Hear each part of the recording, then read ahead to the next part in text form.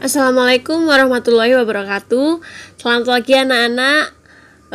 Di sini saya akan berusaha menjawab pertanyaan-pertanyaan yang sudah kalian buat pada pembelajaran sebelumnya.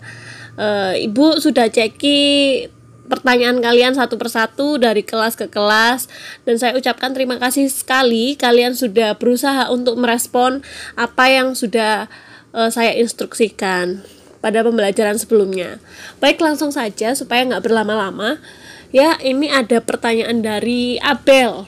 Ya, mengapa orang yakin mempromosikan barang lewat iklan? Apakah itu tergolong efektif? Ya, jawabannya jelas efektif sekali. Karena lewat iklan, seseorang dapat mengetahui barang atau jasa yang akan ditawarkan, baik lewat media cetak, elektronik, sehingga orang dapat terpengaruh terhadap produk yang kalian tawarkan. Paling tidak kalian dapat mempengaruhi orang supaya melakukan sesuatu. Contohnya banyak sekali ya. Sekarang all shop itu juga dipromosikan atau diiklankan lewat media elektronik seperti Instagram, YouTube, WA, dan lain sebagainya. Jadi kalau menurut saya itu sangat-sangat efektif. Yang kedua, ini ada pertanyaan dari Baretita Rahma. Bagaimana cara penulisan teks iklan, Bu Dini? Nah, di sini yang pertama pastinya menggunakan bahasa persuasif atau ajakan yang dikemas dengan rapi, sehingga orang dapat mudah memahami, yaitu singkat, jelas, padat, dan mudah dipahami. Kemudian lebih baik lagi menyelipkan beberapa gambar supaya orang tertarik apa yang sudah kalian promosikan. Jadi kita akan meningkatkan daya tarik itu lewat gambar, jadi lebih menarik seperti itu. Nah, lanjut, ini pertanyaan yang ketiga, yaitu apakah boleh ketika membuat slogan diberi gambar? Lah, ini berkaitan sekali dengan pertanyaannya Baretita ya. Ini pertanyaannya dari Laksmita. Nah, boleh nak. Karena apa? Karena itu merupakan daya tarik. Jadi sehingga kamu membaca slogan itu tidak hanya overtext, jadi backgroundnya warnanya hitam, tulisannya warna putih. Nah, jika dibandingkan dengan ketika kamu membaca slogan dengan ada background menggunakan gambar, itu akan lebih baik dan lebih menarik. Jadi tetap kalau misalkan slogan itu terpaku pada tulisannya, ya, singkat, kata-katanya singkat. Tapi kalau misalkan poster itu lebih condong ke gambar, sehingga kalau misalkan slogan, gambar itu hanya selingan saja. Yang pasti yang kita tekankan adalah teksnya secara singkat dan tidak mengurangi makna, gitu ya. Tapi kalau misalkan diberi gambar, boleh sekali. Supaya apa? Supaya menarik. Next, lanjut pertanyaan keempat, yaitu dari Arya Sani. Apa saja unsur iklan elektronik? Nah, yang pertama itu pasti ada kombinasi suara, gambar, gerak. Karena misalkan iklan yang ada di televisi itu pasti muncul suara, gambar, dan ada gerak ya. Kemudian sasaran. Nah, kira-kira sasarannya siapa sih? Ini iklan ini mau disasarkan untuk siapa? Jadi ini untuk remaja kah, untuk orang tua kah, atau mungkin semua orang bisa. Nah, juga dilihat dari minat konsumen. Kira-kira ketika kita menyajikan iklan ya, konsumen reaksinya bagaimana gitu. Dan yang terakhir adalah rasa kepercayaan konsumen. Jadi semakin besar branding, itu lebih membuat seseorang atau konsumen itu lebih percaya akan produk dan jasa yang sudah kalian tawarkan. Seperti itu. Oke, lanjut ya. Setelah Arya Sani, ini ada Alica. Apa harus iklan itu sesuai dengan fakta, Bu? Atau mungkin kita harus melakukan riset terlebih dahulu? Kalau saya bilang, ya iya. Jadi ketika kalian mempromosikan barang kalian atau jasa kalian, otomatis kalian sudah membuktikannya terlebih dahulu, sehingga kalian bisa memaparkan kira-kira kelebihan atau keunggulan barang yang kalian tawarkan itu apa saja, yaitu dengan cara kalian melakukan riset atau mungkin uji coba. Jadi sehingga kalian ketika mempromosikan itu kalian nggak canggung dan tidak dikira wah ini barangmu abal-abal ya kan. Jadi nggak enak, jadi tidak terpercaya gitu. Nah, ketika kalian sudah meriset atau berdasarkan fakta, otomatis ketika kalian mengiklankan pun konsumen juga akan percaya dengan apa yang sudah kalian sajikan, seperti itu. Oke, lanjut lagi pertanyaan nomor 6. Apakah poster menggunakan gambar? Pertanyaan dari Ananda Zaki. Jelas, karena poster itu titik tumpunya, yaitu dia publishnya itu unsurnya gambar. Jadi lebih ditekankan ke gambar kalau poster itu. Jadi teksnya itu lebih misalkan ini kan poster, itu lebih dicondongkan ke gambarnya dulu baru teksnya. Jadi orang itu kalau lihat poster itu tertarik dulu sama gambarnya gitu. Jadi kalau misalkan pasti atau enggak, ya jelas harus pasti ada gambarnya. Kalau poster tidak boleh power text. Oke? Nah, lanjut pertanyaan selanjutnya, yaitu dari Farensa.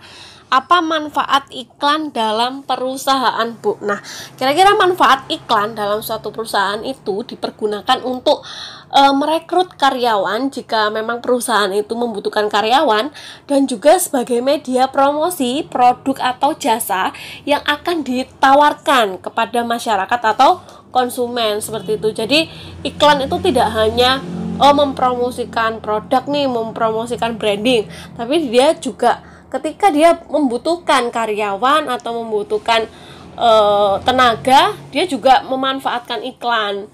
Jadi bisa ketika dia butuh misalkan pegawai teknik untuk menjaga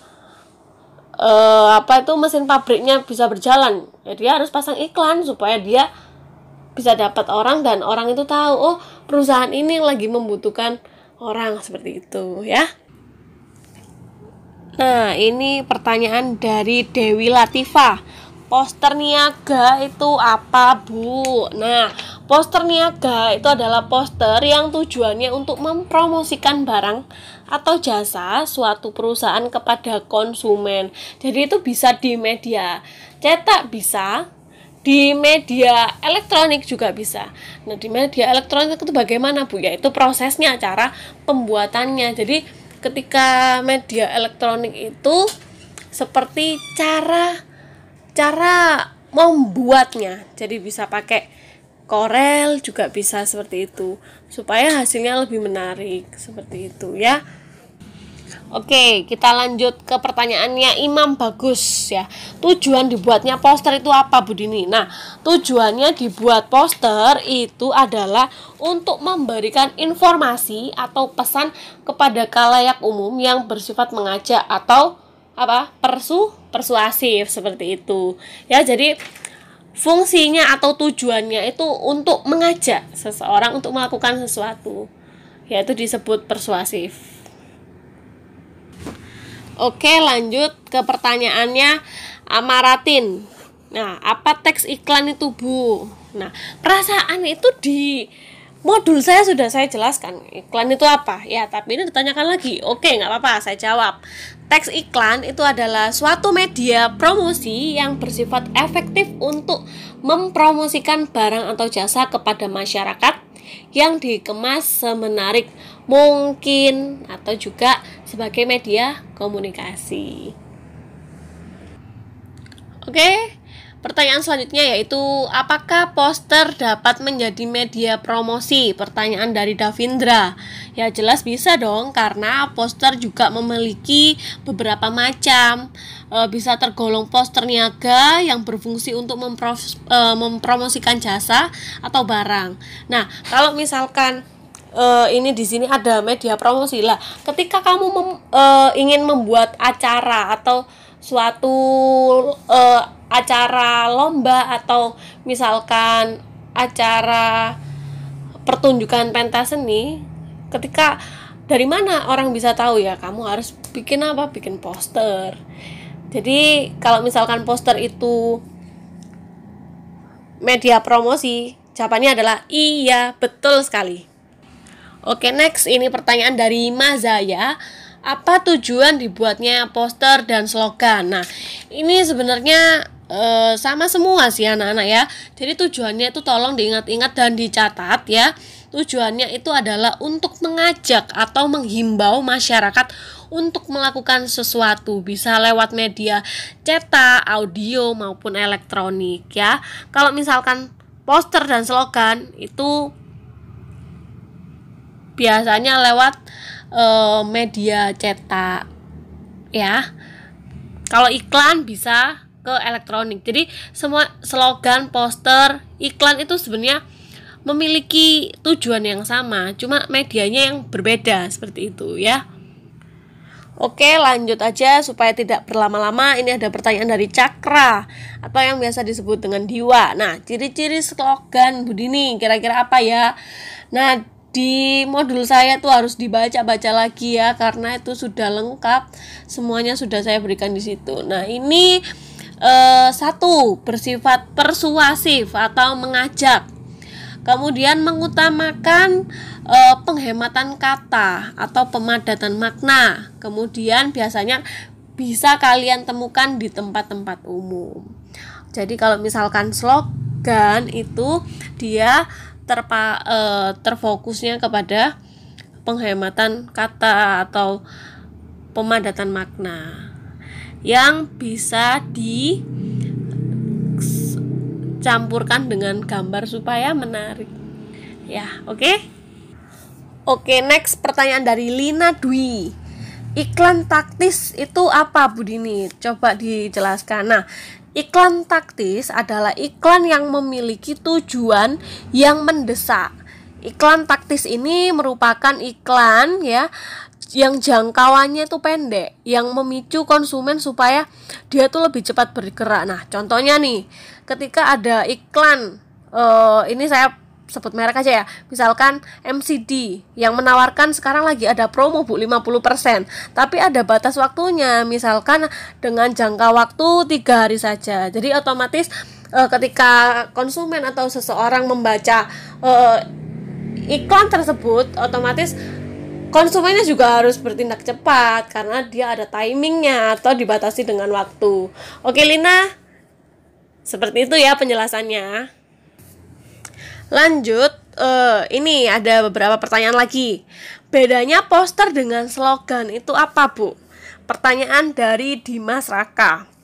Kalau slogan tadi sudah sempat saya singgung juga ya. Slogan lebih mengutamakan kata-kata yang singkat, jelas dan padat. Jadi mengutamakan kata-kata ya. Jadi fokusnya ke kata-kata kalau slogan. Nah, kalau poster lebih mengutamakan gambar atau dia menjual desainnya. Jadi sasarannya adalah supaya konsumen ini tahu desainku dulu nih. Nah, supaya orang baca seperti itu ya. Oke, next. Pertanyaan dari Kila, apakah slogan juga bisa dielektronikan? Nah, contohnya seperti ini. Terkadang suatu perusahaan membuat slogan atau biasa disebut dengan tagline ya, untuk menjualkan produknya supaya konsumen tuh selalu ingat sekali dengan produk ini. Misalkan ini ada produknya, maaf ya, saya sebut aja Teglas. Tagline-nya alaminya berikan semua kebaikan. Lah, kalau misalkan itu dimunculkan atau diiklankan dan dilihat oleh orang beberapa kali, otomatis seseorang itu hafal dengan tagline-nya atau slogannya dari produk ini. Jadi kalau misalkan pertanyaannya, apakah slogan bisa dielektronikan, Bu? Ya, saya jawabnya ya bisa saja. Seperti itu. Gitu ya nak ya, contohnya seperti itu. Oke, pertanyaan dari Nabila Ifatias. Mengapa iklan baris kata-katanya disingkat, Bu? Nah, kalau iklan baris itu bertujuan untuk memperhemat biaya. Karena singkatan digunakan harus tetap komunikatif, karena biasanya iklan baris itu banyak ditemukan di koran atau media cetak. Lah, ketika kamu pasang iklan ke koran atau media cetak, itu pasti apa ya?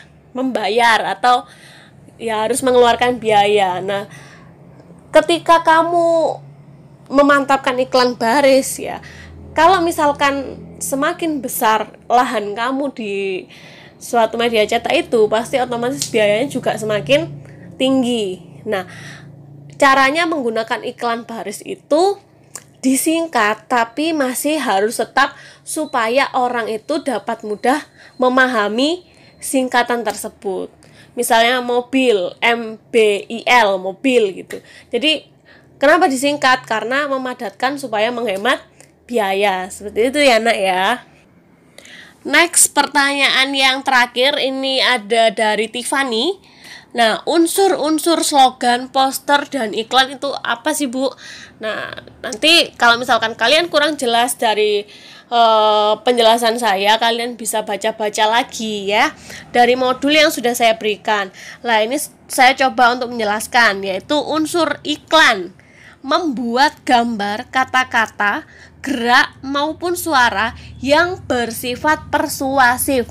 Jadi ketika kalian melihat iklan di TV, kalian pasti yang tahu adalah gambar, kemudian muncul kata-kata, kemudian ada gerak karena ada pemerannya ya, dan suara yang bersifat untuk mengajak. Jadi itu cirinya iklan. Kalau misalkan slogan ya, teks persuasif yang khususnya kata-kata singkat, jelas, dan padat.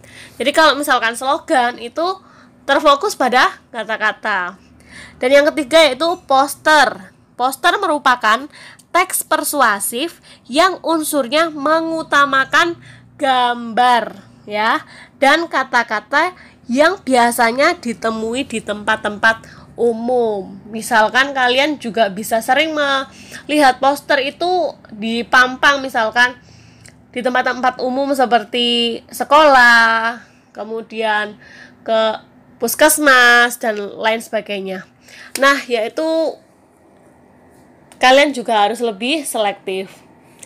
Jadi kalian tahu 3 ini, iklan, poster, dan slogan, itu memiliki unsur-unsur yang memiliki pakemnya sendiri-sendiri, fokusnya sendiri-sendiri. Gitu ya nak ya. Nah, itu saja yang dapat Ibu sampaikan pada pembelajaran hari ini. Saya minta tolong pertanyaan-pertanyaan tadi itu coba kalian rangkum yang menurut kalian itu penting, dan kalian harus punya catatan pada penjelasan kali ini. Tolong dicatat, dan suatu saat nanti saya akan tanyakan kembali ke kalian. Seperti itu ya nak ya. Atau jika kurang jelas, kalian bisa japri saya, karena saya sekarang sudah berada di grup semua kelas. Jadi jangan sungkan-sungkan untuk bertanya. Jadi kalau misalkan ada yang kurang jelas, monggo kalian bisa japri ke saya. Gitu ya. Sekian pembelajaran bahasa Indonesia pada hari ini. Saya tutup. Mohon maaf jika ada salah-salah kata. Wassalamualaikum warahmatullahi wabarakatuh.